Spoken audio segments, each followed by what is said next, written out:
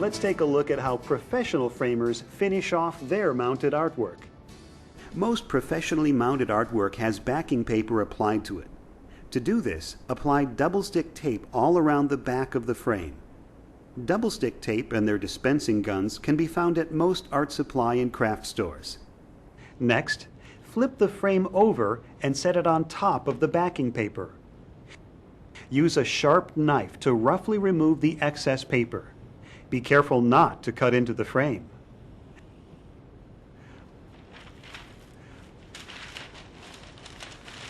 Now flip the frame over again and crease the overhanging paper that remains.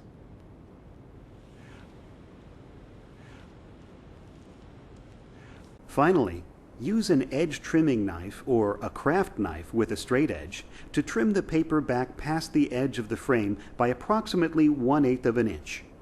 Edge trimming knives can be found at most art supply and craft stores. To add a hanging wire to the frame, measure down about 1/3 of the frame on each side and mark.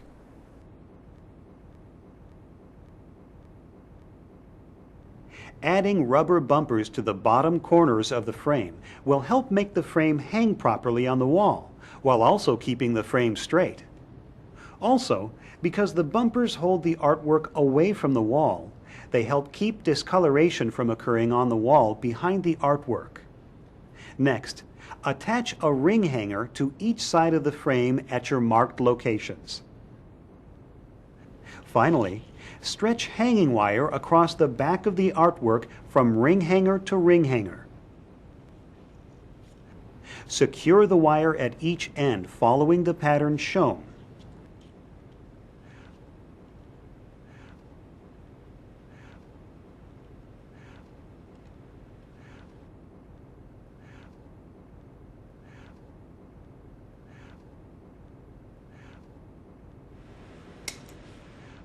Now that's a professionally framed piece of art.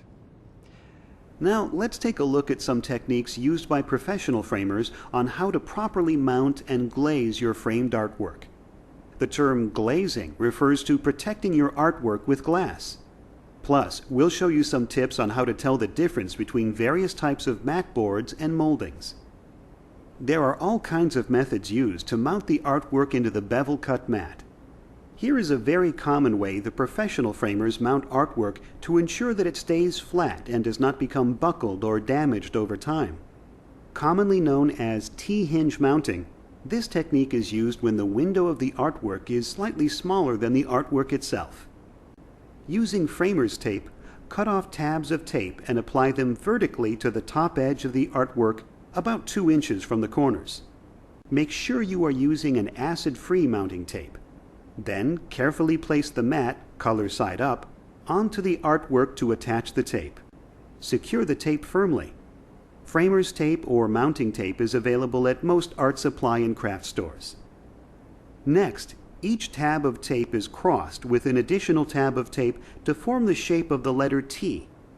These additional tabs greatly reinforce the hinges. Only 2 hinge tabs of tape are used against the artwork. The artwork is not taped along the full length of the top, nor is it taped along the sides or bottom. The artwork simply hangs in the mat opening by the tape hinges. The reason for this is twofold. First, because we want to conserve the artwork, we want to minimize the amount of adhesive we put in contact with it. Second, it's the nature of art on paper that it will breathe. That is, it expands and contracts according to temperature and humidity levels. Restricting this natural freedom of movement can cause buckled or damaged artwork. So remember, proper hinging is key to preserving the artwork and keeping it looking beautiful for years. You must properly clean your glass before loading your artwork into your frame. Take your sized piece of glass and carefully clean it using cloth gloves so as not to leave fingerprints. Apply a non-ammonia-based glass cleaner liberally to one side of the glass and give it a few seconds to let the solvents break down the dirt and oils. Wipe the glass with a clean cloth rag, but avoid wiping it completely dry. Leave the glass slightly moist and let the air dry it the rest of the way. Repeat this for the other side of the glass as well. Do not use paper towels, as the paper increases the static charge and will immediately attract dust and lint. Once your glass is properly clean on both sides, you are ready to load your frame. Deciding the color of the mat board to use is up to you, but deciding the type of mat board to use is also an important choice.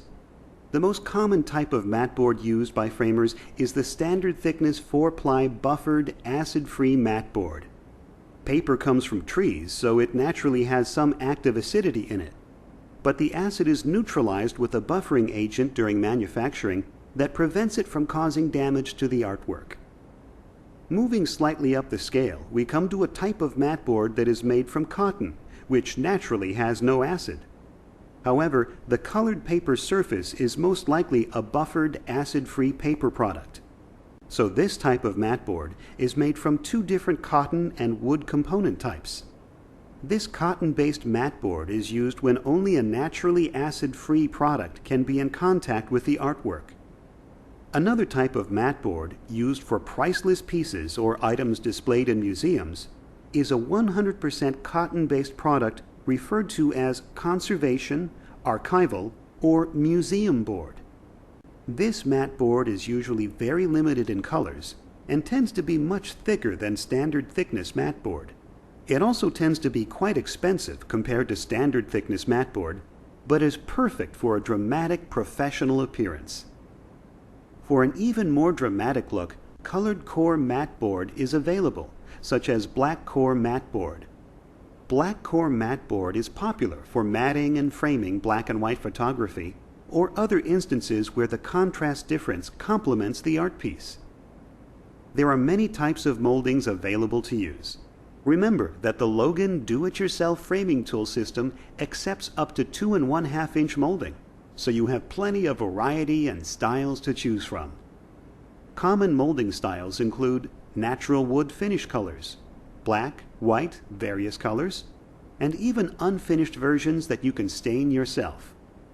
Another popular style of molding is gilded with gold or silver foil for that antique look. Remember, the mat and frame are there to complement the artwork, not overpower it, so choose carefully. At the same time, though, remember that there are no rules when it comes to choosing matting and molding.